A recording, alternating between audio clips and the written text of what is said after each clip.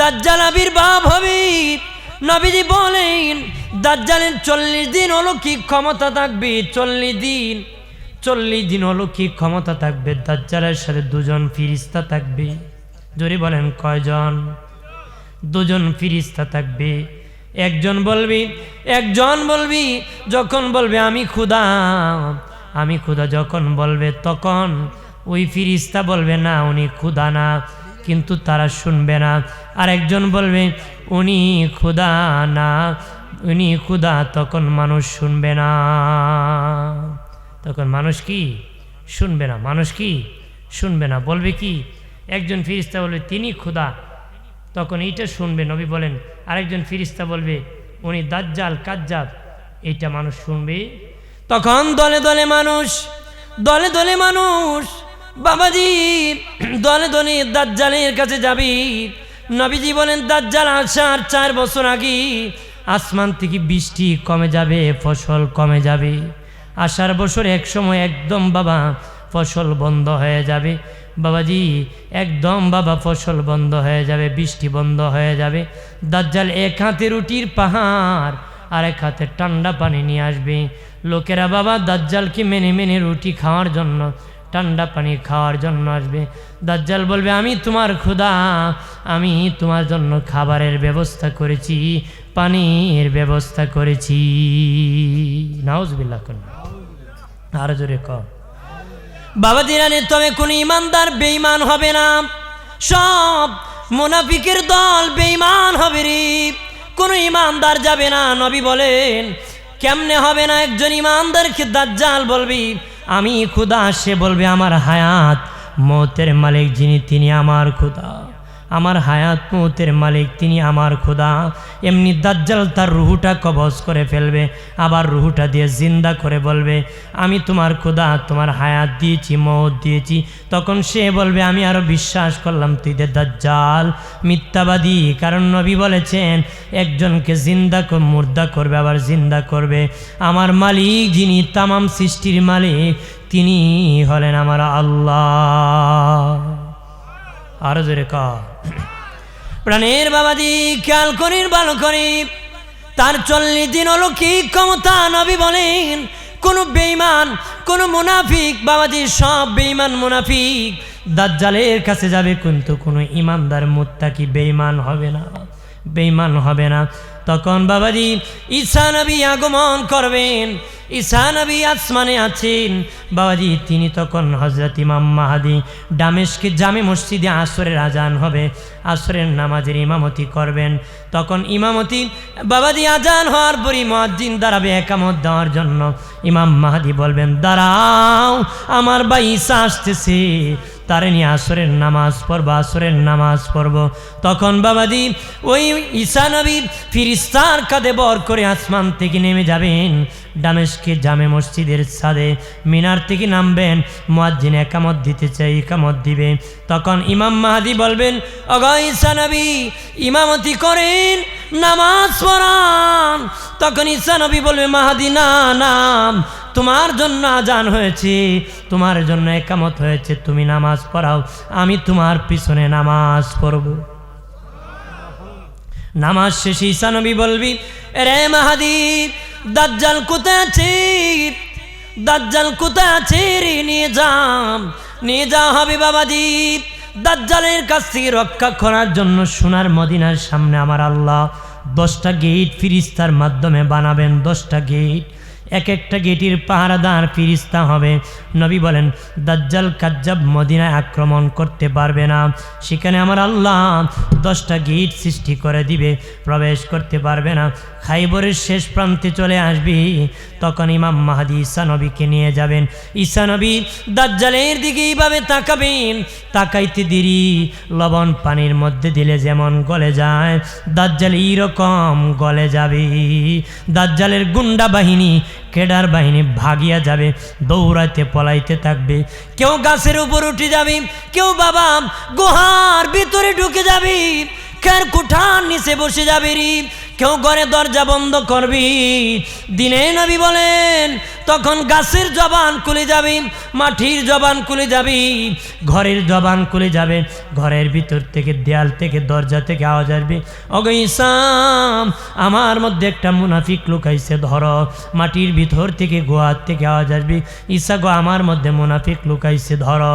দুনিয়ার সব গাছ মুসলমানের পক্ষে থাকবে, গাছগুলা থেকে আওয়াজ আসবে, নবী বলেছেন একটা গাছ মুনাফিকের পক্ষে থাকবে, বাকি দুনিয়ার সব গাছ মুসলমানের পক্ষে থাকবে, বাবলা গাছ মুনাফিকের পক্ষে থাকবে। নবী বলেন ওই গাছের মধ্যে মুনাফিক উঠলে বলবে না, আর গোটা দুনিয়ার সব গাছ বলে দিবে আমার মধ্যে মুনাফিক লুকাইছে। নবী বলেন ওই গাছ পেলে তোমরা আগুন দিয়া পুড়ায় দিবা, জ্বালায় দিবা, এটা মুসলমানের দুশ্মন। বাবাজি এরকম ভাবে সব বেঈমান ধ্বংস হয়ে যাবে, শুধু ইমানদার থাকবে, ইমানদার, শুধু ইমানদার থাকবে, মুত্তাকি থাকবে রে। তারপরে আরেকটা বাহিনীর আবির্ভাব হবে, আল্লাহ বলবেন ঈশ্বরী এখন একদল বের হবে রে, তারা আমার বান্দা বান্দিকে খেয়ে ফেলবি, তার নাম ইয়াজুদ মাজুদ, তারা বের হয়ে যাবে, তারা খেয়ে ফেলবে রে। বাদশাহ জুলকারনাইন বাবাজি রাজত্ব দিয়েছিলেন চারজনকে, আমার আল্লাহ ভোটের রাজা না, আল্লাহর পক্ষ থেকে রাজত্ব দিয়েছিলেন। দুইজন মুসলিম, দুইজন হলেন কাফের। মুসলমানের মধ্যে নবী সুলাইমান আর হলো বাদশাহ জুলকারনাইন। বাদশাহ জুলকারনাইন কি আমার আল্লাহ মুজিজা স্বরূপ একটা ঘোড়া দান করেছিলেন বাবাজি। ওই ঘোড়ার পিঠে চড়ে উনি তামাম পৃথিবীটা 2 বার ভ্রমণ করেছিলেন। ঘোড়ার পিঠে বসে যখন উনি আঘাত করতেন, চাবুক মারতেন, ওনার ঘোড়াটা এক এক কদমে 12,000 মাইল করে চলতো। উনি পৃথিবীর শেষ প্রান্তে যখন চলে গিয়েছিলেন, একদল আসিয়া বিচার দিয়েছিল বাদশাহ একদল আমাদের ডিস্টার্ব করে, তাদেরকে আটকায় দেন। তখন বাদশাহ জুলকারনাইন সীসা ঢালাই দিয়ে বিশাল বড় দেয়াল দিয়েছিল, ওই ইয়াজুদ মাজুদকে ওই পার আটকায় দিয়েছিল। নবী বলেন তারা তখন প্রতিদিন সকাল হয়ে গেলে জিহ্বা দিয়ে সে দেয়াল চাটা শুরু করে রে। চাটতে চাটতে নবী বলেন সন্ধ্যা হয়ে গেলে দেয়ালের কাছাকাছি চলে আসে, ছিদ্রি করার কাছাকাছি। তখন তারা বিকালে ফিরে যায়, আগামীকাল করব, কিন্তু পরের দিন আসিয়া দেখে আবার ছিদ্রিটা বন্ধ হয়ে গেছে। পরের দিন দেখে কি ছিদ্রিটা বন্ধ হয়ে গেছে। নবীজি বলেন আবার তারা চাটে। এইভাবে কিয়ামতের আগে জিহ্বা চাটবি, বিকালবেলা কাছাকাছি চলে যাবে, তখন তারা বলবে ইনশাআল্লাহ। নবী বলেন ইনশাআল্লাহ বলার কারণে পরের দিন দেখবে আর ওই ছিদ্রি বন্ধ হয় নাই, যেভাবে রেখেছে সেইভাবে রয়ে গেছে। ওই বাবাজি যেদিন তারা পৃথিবীতে আসবে দেয়াল ছিদ্রি করিয়া, না আল্লাহ বলবেন ঈশ্বরে আমার বান্দা বান্দি নিয়ে তুমি তুর পাহাড়ে ওঠো, তুর পাহাড়ে আমার বান্দা বান্দি নিয়ে তুমি উঠে যাও। ঈসা নবী উম্মতে মুহাম্মদীকে নিয়ে তুর পাহাড়ের মধ্যে অবস্থান করবেন। তুর পাহাড়ে আল্লাহ বেষ্টম বাউন্ডারি দিয়ে দিবেন। তখন বাবা ইয়াজুদ মাজুদ আসবে। ইয়াজুদ মাজুদ কেমন নবী বলেন এক একজন খেজুর গাছের মতন, এক একজন তাল গাছের মতন দেখতে ভয়ঙ্কর। তারা এত ভয়ঙ্কর বাবাজি, ভয়ঙ্কর। দিনের নবী বলেন তারা কেমন ভয়ঙ্কর, তাদের এক একটা কান কত বড় জানুনি। তারা এক কান দিয়ে তুষক বানাবি, আরেক কান দিয়ে লেপ বানাবি, এক কান দিয়ে তুষক বানাবি, আরেক কান দিয়ে লেপ বানাবে। নবী বলেন বানায় তারা শুয়ে থাকবি। এত ভয়ঙ্কর ইয়াজুদ মাজুদ। প্রথম একদল আসিয়া বলবি শুনেছি পৃথিবীতে মানুষ আর মানুষ, এখন দেখি মানুষ নাই। তারা বাবা গাছগুলা মূলার মতন উগরে তুলার মতন খেয়ে ফেলবি। আর একদল আসিয়া বলবে শুনেছি পৃথিবী সবুজ পৃথিবী, এখন দেখি কিছুই নাই। তারা তখন নদী সমুদ্রের পানি বাবা টান দিয়ে খেয়ে ফেলবে, শুকিয়ে ফেলবে। আমার আল্লাহ সুবহানাহু ওয়া তাআলা ইয়াজুদ মাজুদের ঘাড়ের মধ্যে একদম ঘা দিয়ে দিবি, পচন ধরবি, সেই পচনের দ্বারা তাদের মরণ হয়ে যাবে। আল্লাহ বলবেন এই ঈসা আমার বান্দা বান্দিনী তুমি আবার নেমে যাও। ঈসা নবী নেমে যাবেন, নামিয়া দেখবেন তাদের লাশ থেকে পচা দুর্গন্ধ। আল্লাহকে বলবি মালিক আল্লাহ এত দুর্গন্ধ, তোমার বান্দা বান্দি নিয়ে কিভাবে বসবাস করব আল্লাহ গো, এটা দুর্গন্ধের জন্য টিকতে পারি না। তখন আমার আল্লাহ একদল পাখি পাঠায় দিবি, পাখিরা বাবা এক একজন এক একটা লাশ নিয়ে যাবে, কোথায় ফেলে দিবি আল্লাহ নবী বলেন কই দিয়ে ফেলে দিবি আল্লাহ ভালো জানে। তখন আমার আল্লাহ বৃষ্টি নাজিল করবে, বৃষ্টির দ্বারা জমিন পরিষ্কার করবি, সাগর সমুদ্র ভরপুর করবে পানি দিয়ে, জমিনের উর্বর ক্ষমতা বাড়াবে। দাজ্জাল আসার আগে ক্ষমতা কমে গিয়েছিল, ফসল হইতো না।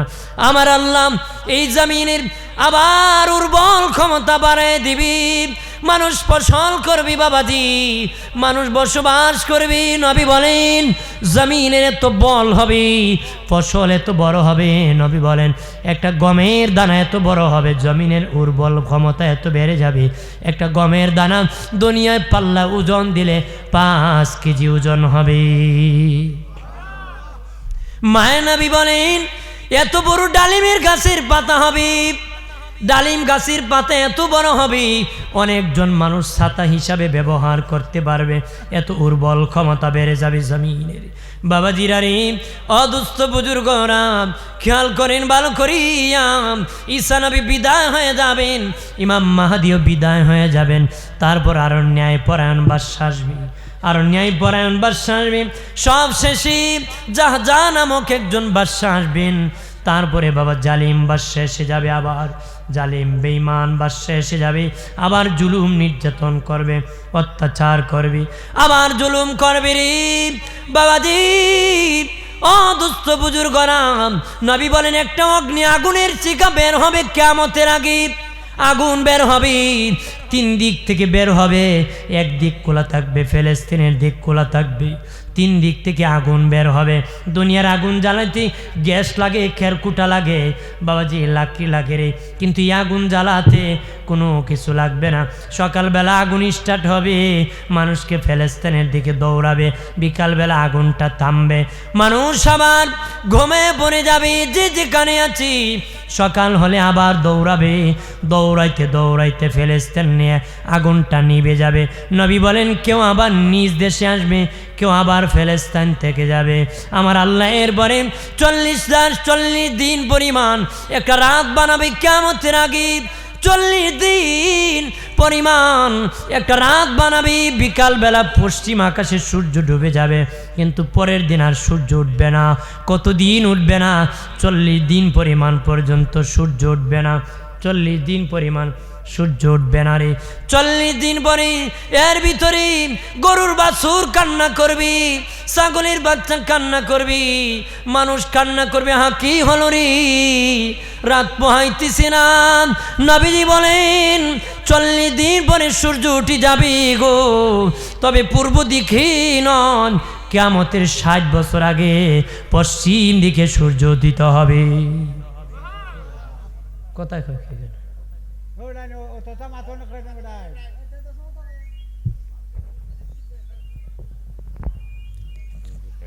করবে? পশ্চিম দিকে সূর্য উদিত হবে। কোন দিকে হবে? পশ্চিম দিকে। যেদিন পশ্চিম দিকে সূর্য উদিত হবে সেদিন বাবা আর বাবা তওবা কবুল হবে না রে, আর বাবা কালেমা পড়লে মুসলিম হতে পারবে না, আর ইমানদার হবে না। কারণ জানুনি সেদিন হয়ে যাবে প্রমাণ, না দেখি বিশ্বাস করছি আমরা হবে ইমান, এটার নাম ইমান। যেদিন দেখব উঠে গেছে পশ্চিম দিকে হবে প্রমাণ, এই জন্য হবে না আর ইমান হবে না, কি আর ইমানদার হবে না বাবাজি, আর তওবা কবুল হবে না রে। আমার আল্লাহ একটা গ্রাণযুক্ত বাতাস দিবেন, সুগ্রাণযুক্ত বাতাস মানুষের নাকে লেগে যাবে বাবাজি। যখন ইমানদারের নাকে লাগবে, ইমানদার ধর করে মরে যাবে, ইমানদারের নাকে লাগা মারতো ইমানদার মরে যাবে, ইমানদার মরে যাবে, আর কোনো ইমানদার থাকবে না, শুধু বেঈমান আর বেঈমান। আল্লাহ বলবেন ইসরাফিল, ও ইসরাফিল, কোনো বেঈমানের জন্য পৃথিবী বানাই নাই, আমার ইমানদারের জন্য পৃথিবী বানাইছি, আমার বান্দা বান্দি নাই, পৃথিবী আমি রাখবো না, কিয়ামত করে দিব। সুবহানাল্লাহ। তাহলে আসমানটা ইমানদারের কারণে দাঁড়ায় আছে। ইমানদারের সম্মান কম না বেশি? কার কারণে দাঁড়িয়ে আছে? ইমানদারের কারণে। বিয়ে বাড়িতে যদি 300 বরযাত্রী যায়, বিয়ে ফাঁস, মেট্রিক ফেল, জামাই না যায়, খাওয়ান দিব? যদি সাহেব আপনার জামাই মেট্রিক ফেল, আমরা 300 বিয়ে পাস আসছি, খাওয়ান দেন, কন্যার বাপ খাওয়ান দিব? খাবার দিবে না। কিন্তু মেট্রিক 8 ফেল জামাই গেলে জামাইরও দিব, 300 বিয়ে পাসও দিব, বাড়ির কুত্তা বিলায় খাইব কি না? কিন্তু কুকুর যখন জামাইয়ের দেখে ঘেউ ঘেউ করে আওয়াজ করে, যদি জানতো জামার উসিলায় খাইছে, আওয়াজ করতো না। কুকুর যেমন জানে না, আমার দেশের নাস্তিকরাও জানে না। যদি জানতো মুসলমানদের মারতো না। কথা কয় না? কারণ মুসলমানের কারণে তারা খেয়ে বেঁচে আছে। যেদিন ইমানদার থাকবে না। হাদিস শরীফে এসেছে আল্লাহ আল্লাহ, অন্য হাদিসে এসেছে লা ইলাহা ইল্লাল্লাহ বলারও যদি একজন থাকে, ততদিন কিয়ামত হবে না। যেদিন কেউ বলার থাকবে না, আল্লাহ বলবেন ইসরাফিল বাঁশি তুমি বাজায় দাও। ইসরাফিলের সিংহা কত বড় রে জানো রে? নবী বলেন, আমি যেদিন মেরাজে গেছি, আসমানে গেছি, জিবরিল বলে নবীজি এটা ইসরাফিলের অফিস। নবীকে আমি দেখি ইসরাফিল সিংহা মুখে নিয়ে দাঁড়িয়ে আছে। আমি সালাম দিলাম, জবাব দেয় না। একবার, দুবার, তিনবার। নবীকে ইসরাফিল আমি বুঝতে পেরেছি তুমি আল্লাহর হুকুমের অপেক্ষা আছো, তুমি ফু দিবা বাঁশির মধ্যে অপেক্ষা সরে। ইসরাফিল জানিয়ে রাখো, বাড়িতে মেহমান দাওয়াত দিয়ে বাড়িওয়ালা বাড়ি ভাঙ্গে দেন।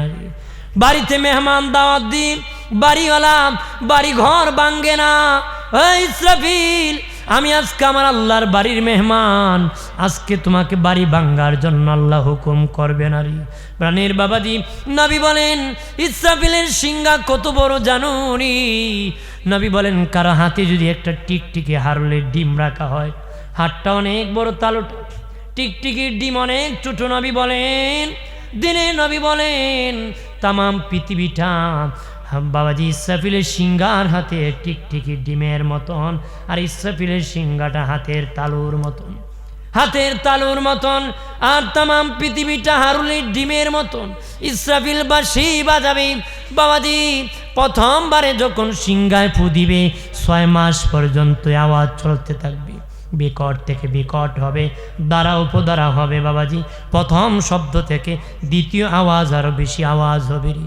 মানুষ দিশেহারা হয়ে যাবে, মানুষ বেহুশ হয়ে বাবাজি দৌড়াবে। নবী বলেন কেউ হাল চাষ করতে জমিনে যাবি, তার সেখানে কিয়ামত হয়ে যাবে।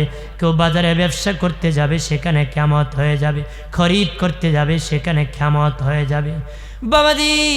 অদুস্থ বুজুর্গরা নবীজি বলেন যখন বিকট শব্দ হবে, গাছগুলো উড়ে যাবে, পাহাড় উড়ে যাবে। আল্লাহু আকবার বলেন না? নবীজি বলেন তারকুগুলা বিক্ষিপ্ত ভাবে তাও দুনিয়ার মধ্যে পড়ে যাবে, ছুটি ছুটি। সূর্যটা 2টা বাঘ হয়ে পড়ে যাবে, চন্দ্রটা 2টা বাঘ হয়ে পড়ে যাবে। দিনের নবী বলেন ভেঙ্গে যখন পড়ে যাবে, তখন বাবাজি দোস্ত বুজুর্গরা মানুষ মিটিং করবে, কি করব দিশেহারা হইয়া সকল খোলা মাঠের মধ্যে চলে যাবে, খোলা ময়দানে মরু প্রান্তরে যাওয়ার পরে আল্লাহ নবী বলেন মানুষের চতুর্দিকে বাঘ ভাল্লুক বেড়া দুম্বা গরু ছাগল দাঁড়ায় যাবে, মানুষের মাথার কাছে পাখি এসে যাবে, জিন জাতি এসে যাবে বাবাজি। আল্লাহ বলবেন আজরাইল রে, আজরাইল তুমি সব পশু পাখির রূহ কবজ করো রে, জিন জাতির রূহ কবজ করো, মানব জাতির রূহ কবজ করো। আজরাইল যাইয়া পশু পাখির রূহ কবজ করবি, মানব জাতির রূহ কবজ করবি বাবাজি, জিন জাতির রূহ কবজ করবি। করিয়া বলবে আল্লাহ ও মালিক সবার রূহ কবজ করেছে, আমরা ফিরিস্তা আছি, তুমি আল্লাহ আছো। আল্লাহ বলবেন ইসরাফিল আজরাইল, ইসরাফিল, মিকাইল, জিবরাইল, তুমি 4 জন বাদে বাকি সব ফিরিস্তার রূহ কবজ করো। সব ফিরিস্তার রূহ কবজ করা হবে, সব ফিরিস্তার রূহ কবজ করা হবে। এবার আজরাইল বলবে আল্লাহ ও মালিক আমরা 4 জন ছাড়া কেউ নাই। আল্লাহ বলবেন আজরাইল তুমি বাদে বাকি 3 জনের রূহ কবজ করো, 3 জনের রূহ কবজ করা হবে। আজরাইল বলবে আল্লাহ গো ও মালিক, আল্লাহ এবার তুমি আছো আর আমি আছি গো। আল্লাহ বলবেন আজরাইল তোমার পালা, তোমার পালা। আজরাইলকে বলবে তোমার এবার মরণের পালা। আজরাইল বলবে আল্লাহ আমি আগে যদি জানতাম আমার মরতে হবে, আমি পৃথিবীর কারো রুহ কবজ করতাম না। আল্লাহ গো, বাবার সামনে ছেলের রুহ কবজ করতাম না, মায়ের সামনে মেয়ের রুহ নিতাম না, ছেলের সামনে বাবার রুহ কবজ করতাম না। মৃত্যুর যন্ত্রণা এত কষ্ট, এত দুঃখ গো আল্লাহ, আমি যদি জানতাম পৃথিবীর কারো রুহ কবজ করতে যেতাম না। তখন বাবাজি আল্লাহ বলেন, আজরাইল তুমি মরে যাও, আল্লাহর হুকুমটা তার জন্য মরণ বনে যাবে, সাথে সাথে আজরাইল মরে যাবে। আর জোরে কর বাবাজিরা রে, খেয়াল করেন ভালো করে, সর্বশেষ যে লোকটা মরে যাবে, সর্বশেষ যে লোকটা মরে যাবে, সে মাটির নিচে কত হাজার বছর থাকতে হবে জানেননি? সে বাবা সর্বশেষ যে মাটির নিচে ঢুকানো হবে, সে বাবা 40,000 বছর মাটির নিচে ঘুমাতে হবে। 8টা জিনিস ধ্বংস হবে না, 8টা জিনিস ধ্বংস হবে না, আরশ, কুরসি, লৌহ, কলম, জান্নাত, জাহান্নাম, ইসরাফিলের সিংহা, মানুষের রুহ, ওই 8টা জিনিস ধ্বংস হবে না, লয় হবে না, কয় হবে না, ধ্বংস হবে না। ইসরাফিলের সিংহা ধ্বংস হবে না, সিংহার ভিতরে মানুষের রুহ থাকবে বাবাজি, প্রত্যেকটা মানুষের সিংহার ভিতরে আসন থাকবে, রুহ থাকবে রে। ও বাবাজি আমার আল্লাহ 40,000 বছর একসাথে আসমান থেকে বৃষ্টি নাজিল করবে, একসাথে 40,000 বছর বৃষ্টি নাজিল করবে। এই বৃষ্টির দ্বারা পৃথিবী সমতল করবি, খাল বিল নদী নালা পুকুর বালাম সমুদ্র সব ভরাট করবি, মাটি এক সমান করবে, হাসরের মাঠ বানাবে, এক প্রমাণ সমান করবি, সমান করিয়া এক সমান করে বাবাজি হাসরের মাঠটা সমান করে ফেলবি। আমার আল্লাহ ওই বৃষ্টি দ্বারা মানুষের রূহ গঠন করবে, দেহ গঠন করবে রে। ইসরাফিল বানাবি, আবার বাবা সব ফেরেশতা বানাবি। আল্লাহ বলবেন, ইসরাফিল এবার আমি হাসরের মাঠ কায়েম করে দিব, তুমি আবার সিংহায় ফু দিয়ে দাও। আর জোরে বলি, ইসরাফিল বলবে, ও মালিক আমি আবার সিংহায় যখন ফু দিব গো, আবার বিকট শব্দ হবে, আপনার বন্ধু হাবিবুল্লাহ মুহাম্মাদুর রাসূলুল্লাহ বিকট শব্দ শুনে রাগ করতে পারেন, গুসা করতে পারেন। আল্লাহ গো আপনার বন্ধুরে আগে রওজাত থেকে উঠান। আল্লাহ কবো, জিবরিল যাও 70,000 ফেরেশতা নিয়ে যাও, আমার হাবিবরে আমার সালাম জানাইবা, আর মাকাম মাহমুদের দাওয়াতটা দিবারি। বাবাজি জিবরিল আমিন বলবেন, ও গো আল্লাহ, ও মালিক, তামাম পৃথিবী সমতল হয়ে গেছি, আপনার বন্ধু রওজা কোন দিকে? আল্লাহ বলবেন, সোজা বরাবর সামনে যাও, দেখবা নূরের বাতি জ্বলতেছে আমার নূরের নবীর রওজার উপর, এটা আমার নূরের নবীর রওজা। জিবরিল আমিন 70,000 ফেরেশতা লইয়া আল্লাহ নবীর রওজার সামনে যাইয়া সালাম দিবি। নবী বলেন, আমার রওজার মাটি সর্বপ্রথম ফেটে যাবে। রাসূলুল্লাহ বলেন, আমি দাঁড়ায় যাব। তখন জিবরিল বলবে, নবীজি আল্লাহ আপনাকে সালাম দিয়েছে আর মাকাম মাহমুদের দাওয়াত দিছে। জোরে কর।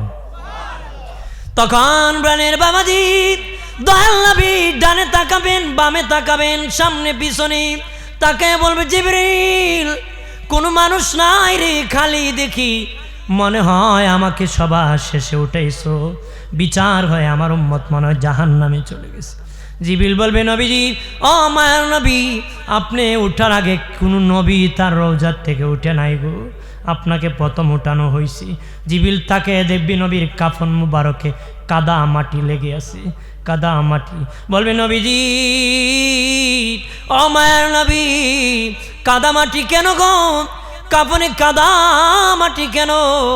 নবীজি বলবেন, জিবরিল উম্মতের জন্য দুনিয়ায় কান্না করেছি, যেদিন রওজায় আমি ঘুমাইছিলাম উম্মতের জন্য কান্না করতে করতে আমার রওজা মাটি কাদা হয়ে গেছে।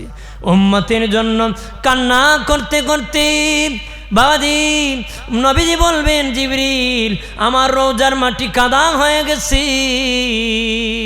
আল্লাহর ওলি মনসুর হাল্লাজ স্বপ্নে দেখে নবীর রওজা পানির উপর ভাসতেছে।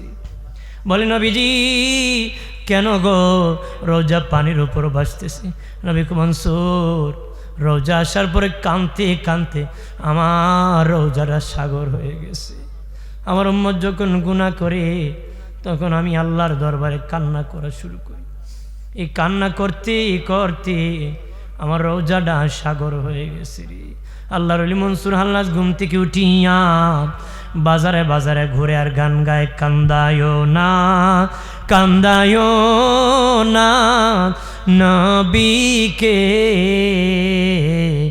নবীকে কাম দাইলে কাঁদবা হাসরে নবীকে কাম দাইলে হাসরে আল্লাহ মা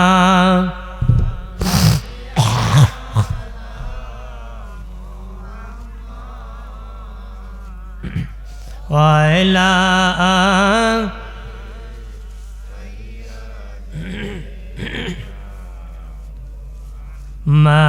মাদওয়ালা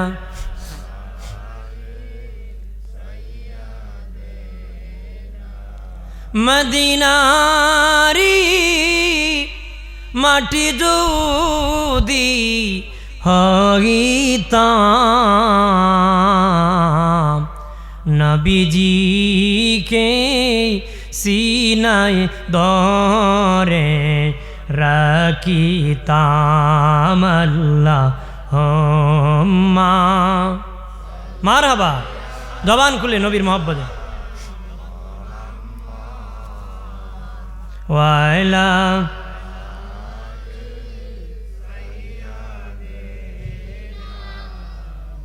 হাম্মাদ ওয়াইলা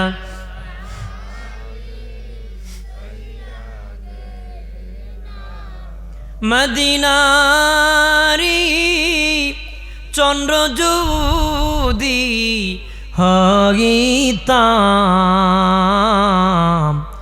নবীজিকে নজর বন্দি রাখিতাম আল্লাহুম্মা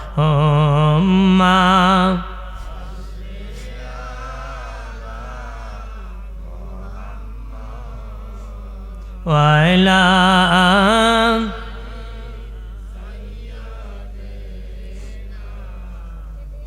হাম্মাদ ওয়াইলা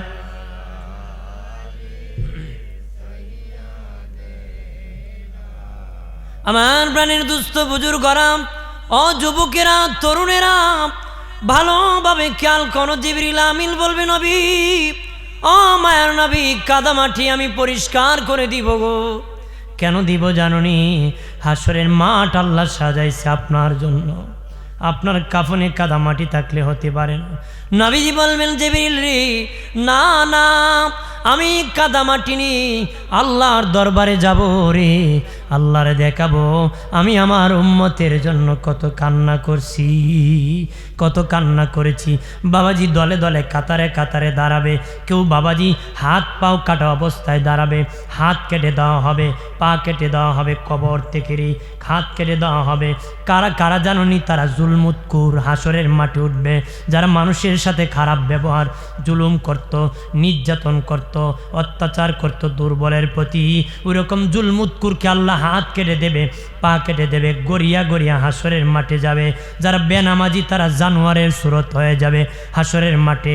যারা সুদকুর তাদের পেট মিসুল জিবাল, পেট পাহাড়ের মতন হয়ে যাবে হাসরের মাঠে। ও বাবাজি আরেক দল যারা মিথ্যাবাদী ব্যবসায়িক পাল্লায় কম দিত, মিথ্যার আশ্রয় নিয়ে ব্যবসা করতো, হাসরের মাঠে তার মুখ থেকে রক্ত ঝরবে, মুখ থেকে আগুন ঝরবে, নারী ভুঁড়িগুলা ঝুলে থাকবে, নারী ভুঁড়িগুলা ঝুলে থাকবে, হেসড়ে যাবে। আরেক দলের বাবা শিকাল মরে গেলেন, কুকুর মরে গেলেন, যেমনি বাবা পচা দুর্গন্ধ বের হয় তাদের মুখের ভিতর থেকে এমনি দুর্গন্ধ বের হবে। বাহিরে ভালো মানুষ দেখা যাবে কিন্তু ভিতরে পচা গন্ধ হবে। তারা কারা? যারা বাহিরে ভালো মানুষ ছিল, ভিতরে পাপাচার অন্যায় অত্যাচার কথাবার্তা নবী রসুলের মতন কাজ করতো, ফেরাউনের মতন। বাবাজি খেয়াল করি আরেক দলের গরু জবাই করলে গরু জবাই করলি মুআয ইবনে জাবাল রাদিয়াল্লাহু তাআলা আনহু বলেন, গরু জবাই করলে যেমনি ভাবে কণ্ঠনালী আলাদা হতো, মাথা আলাদা হয় না, তেমনি আল্লাহ তারে জবাই করে দিব। তার মাথা আলাদা করবে না, কণ্ঠনালী কেটে দিবে।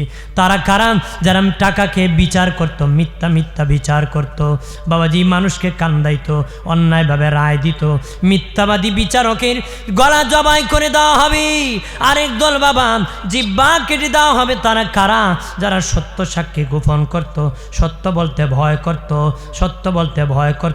সত্য বলা ইমানদারের কাজ, সত্যের বিরোধিতা করা মুনাফিকের কাজ। ঠিক কিনা বলেন? এ প্রাণের বাবাজি খেয়াল করেন, তাদের জিহ্বা কেটে দেওয়া হবে। আর একদল বাবা হাসরের মাঠে উঠবি, পা আকাশের দিকে থাকবে, মাথা নিচের দিকে থাকবে, পা আকাশের দিকে থাকবে, মাথা নিচের দিকে থাকবে। তার লজ্জাস্থান থেকে ময়লা ঝরবে, পুজ ঝরবে, হাতের উপর চাপ দিয়ে বাবা হাসরের মাঠে পা আকাশের দিকে দিয়ে যাবে। আল্লাহ বললেন তারা হলো জিনাকুর, হারাম কাজ করত। আর একদল পেট আগুনে ভরপুর হয়ে যাবে, অন্তর চোখে বাহ্যিক চোখে অন্ধ হবে। তারা কারারি জানুনি? আল্লাহ বলবেন এতিমের মাল খেয়েছে, এতিমের মাল লুণ্ঠন করেছে, তাদের পেট আগুনে ভরপুর হয়ে গেছে। আর একদল যক্কা রোগী হবে হাসরের মাঠে, কুষ্ঠ রোগী হবে। তারা কারা? মা বাবার অবাধ্য বেয়াদব সন্তান, মা বাবার সেবা করে নাই, মা বাবার খেদমত করে নাই, তারা যক্কা রোগী হবে, কুষ্ঠ রোগী হবে। আর একদলের দাঁত মহিষের সিংহের মতন হবে, টুটগুলা পাহাড়ের মতন বড় হবে। দিনে নবী বলেন চেহারা কুচ্ছিত কালো হবে। তারা কারাম জানুনি? তারা হলো মদকুর, তারা বাবা ইয়াবাকুর, নেশাকুর। তারা বাবা হাসরের মাঠে দাঁড়াবে রে, তাদের বাবা দাঁত মহিষের মতন হবে। আরেক দল বাবা দিনে নবী বলেন আরেক দল নূরের চেহারা হবে, নূরের মিম্বরে দাঁড়াবে, বাবাজি নূরের মিম্বরে দাঁড়াবে, নূরের চেহারা নিয়ে দাঁড়াবে, ভিআইপি। তারা অনেককে সুপারিশ করে আল্লাহর জান্নাতে পৌঁছে যাবে। আর জোরে কর। দলে দলে কাতারে দাঁড়াবে, তবে বাবা কারো পরনে বস্ত্র থাকবে না রে, কারো পরনে বস্ত্র থাকবে না। আম্মা জান আয়েশা শুনিয়া বলেন নবীজি, ও মায়ের নবী, আমি আয়েশার বড় শরম লাগতেছি, যেদিন কারো বস্ত্র থাকবে না আমি আয়েশা কেমনে গো সেদিন দাঁড়াবো। নবী আয়েশা লজ্জাবোধ করিও না, সেদিন কারো দিকে কেউ তাকাইবার সময় পাবে না, নিজেরা নিজেদের আমল নিয়ে দৌড়াবে। এত মানুষ হাসরের মাঠে দাঁড়াবে, মাঠে ধরবে না আল্লাহ কুদরতি হাতে টান দিয়ে ময়দানটাকে ডাবল প্রশস্ত করে দিবে। এরপরে এত মানুষ দাঁড়াবে, দিনে নবী বলেন পাহাড়ে গাছ যেমন ঘন হয়ে দাঁড়ায়, এমনি মানুষ ঘন হয়ে উঠে গাছ যেমন এমনি দাঁড়াবে। দুপা রাখতে যত জায়গা পাওয়া যায় এর চেয়ে বেশি জায়গা মানুষ পাবে না রে, নড়া চড়ার ক্ষমতা নাই রে। হাসরের মাঠে সূর্য মাথার কাছে চলে আসবে, সূর্যের তাপে মানুষের মাথার মগজ বাতের মারের মতন টকবক করবে রে। মানুষ ঘামতে ঘামতে রে হাঁটু পর্যন্ত, কারো পানি কোমর পর্যন্ত হবে, গলা পর্যন্ত হবে, গরম পানির মধ্যে কেউ সাঁতার কাটতে থাকবে। নবী বলেছেন ময়দানে হাসরের মাঠে দলে দলে দাঁড়াবে। নবীজি বলেন আমার হাসরের মাঠে মানুষ দলে দলে দাঁড়াবে। আম্মা জান আয়েশা বলেন নবীজি কত কাতার হবে গো? নবী আয়েশা হাসরের মাঠে 120 কাতার মানুষ হবে। কত কাতার? 120 কাতার হবে। আম্মা জান বলেন নবীজি ও মায়ের নবী, আপনার উম্মত কত কাতার হবে? আপনার উম্মত কত কাতার হবে? নবী বলেন আয়েশা আমার উম্মত একাই রে 80 কাতার হবে, একাই 80 কাতার হবে রে। আম্মা জান আয়েশা গো নবীজি গো, আপনার উম্মতকে আপনি কেমনে চিনবেন? তারা আপনার উম্মত, কোন পরিচয় চিনবেন? তারা আপনার উম্মত। নবী বলেন আরে আয়েশা তিনটা পরিচয় আছে আমার উম্মতির, তিনটা পরিচয়ের কারণে আমি আমার উম্মতকে চিনব। এক নম্বর পরিচয়, আমার উম্মতের কপাল থেকে নূর চমকাবে। পৃথিবীর কোন নবীর উম্মতের কপাল থেকে নূর চমকাবে না, একমাত্র আমি রাসূলুল্লাহর উম্মতের কপাল থেকে নূর চমকাবে, নূর চমকাবে। নবী বলেন, সাহাবীরা, অসংখ্য ঘোড়ার মধ্যে যদি কিছু ঘোড়া চান কপাল্লা হয়, চিনতে কি অসুবিধা হবে? না ইয়া রাসূলুল্লাহ, চিনতে অসুবিধা হবে না। নবী কয়, আমার উম্মত চান কপাল্লা হবে, কপাল থেকে নূর চমকাবে, দেখলি বোঝা যাবে এটা আমার উম্মত। আর জোরে কয়। নবীজি বলেন, আরেক দলের সামনে আমার উম্মতের মধ্যে অনেক শিশু সন্তান মরে গেছে, আমার উম্মতের অনেক শিশু বাচ্চা ইন্তেকাল করবি। যাদের শিশু বাচ্চা এলাকার মা বোনেরা যদি ইন্তেকাল করে ফেলে, আপনারা সবুর করবেন, পিতামাতা ধৈর্য ধারণ করবেন। নবী বলেছেন, যে পিতামাতা সবুর করতে পারবে, ওই বাচ্চার উসিলায় পিতামাতাকে আল্লাহ জান্নাত দান করবি। এই খবর শুনিয়া আম্মা জান আয়েশা চোখের পানি ছেড়ে কান্দে। নবীজি, আমি আয়েশার তো একটা বাচ্চা হলো না, একটা সন্তান যদি হয়ে মরেও যেত, এর উসিলা আমি আয়েশা জান্নাত পাইতাম। নবীজি গো, আমি আয়েশার একটা সন্তানও হলো না, সন্তান হয়ে যদি মরেও যেত নবী, আমার বাচ্চার উসিলা আমার জান্নাতটা হতো।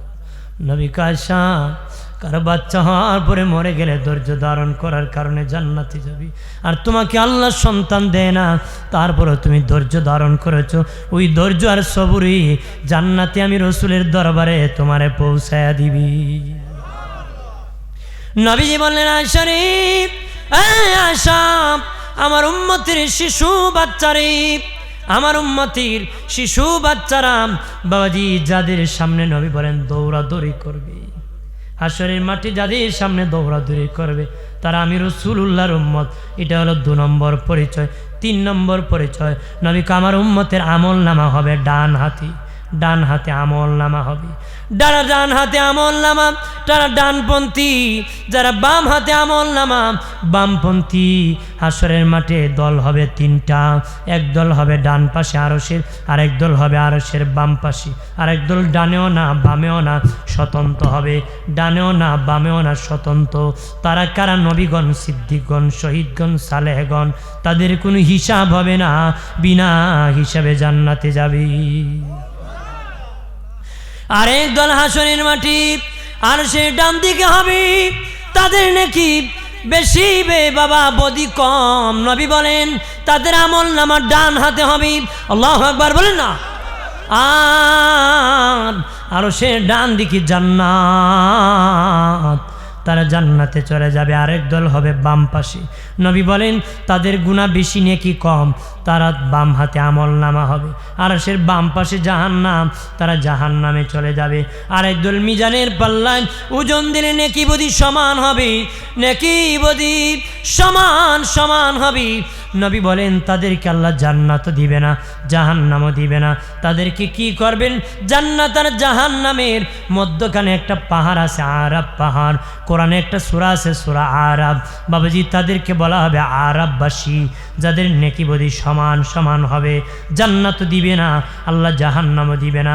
জান্নাত আর জাহান্নামের মধ্যখানে তাদেরকে ওই পাহাড়ে দাঁড় করায় দিবে। তারা আরাববাসী। এক নজরে তারা জান্নাত দেখবে, আর এক নজরে জাহান্নাম দেখবে। আল্লাহ এত দয়ালু, অন্তরের কষ্ট দিয়া ক্ষমা করে জান্নাত দান করবি। আর জোরে আমার আল্লাহ হাসরের মাঠে 2 ব্যক্তিকে টার্গেট করে বলবেন, তোমরা 2 জন জাহান্নামে যাও। বাবাজি, একজন দৌড় মারবে, আরেকজন আস্তে আস্তে যাবে। একজন দৌড় মারবে, আরেকজন আস্তে আস্তে যাবে, আস্তে আস্তে। আল্লাহ দুটাকে ফিরাবে। যেটা দৌড় মারছি তারে বলবে, কেন রে দৌড় মারলি? সে বলবে, আল্লাহ, দুনিয়া তোমার কোনো হুকুম মানি নাই, কোনো হুকুম পালন করি নাই। আজকে যেহেতু সরাসরি হুকুম করেছো, নিয়ত করেছি আজকে হুকুম পালন করতে দেরি করব না, এই জন্য দ্রুত দৌড় মেরেছি হুকুমটা তামেল করার জন্য। আল্লাহ যেটা আস্তে আস্তে যাবে, গার বাঁকা করি আল্লাহর দিকে পিছনে তাকাবে। আল্লাহ বলবেন কেন রে বারবার গার বাঁকা করে তাকাইছ, এত আস্তে আস্তে গিয়েছ? সে বলবে আল্লাহ গো, আমি ওয়াজে গিয়েছি, শুনেছি হুজুর বলেছিল তোমার নাম রহমান, তোমার নাম রহিম, তুমি নাকি দয়াবান, তুমি নাকি বান্দা বান্দিরে ক্ষমা করে দাও, এই জন্য জাহান্নামে যাওয়ার পথে তোমার দয়ার কথা বলি নাই, বারবার বেহায়ার মতন তোমার দিকে তাকাইছি, তুমি দয়া করে ক্ষমা করে দাও। আমার আল্লাহ বলবেন রে বান্দা বান্দি, আমার বান্দা জাহান্নামে যাওয়ার প্রতি আমার দয়ার কথা তোমরা ভুলো নাই, আমি ক্ষমা করে দিয়েছি, তোমাদের দুজনকে জান্নাতের মেহমান বানায় দিছি। সাল্লাল্লাহু আলাইহি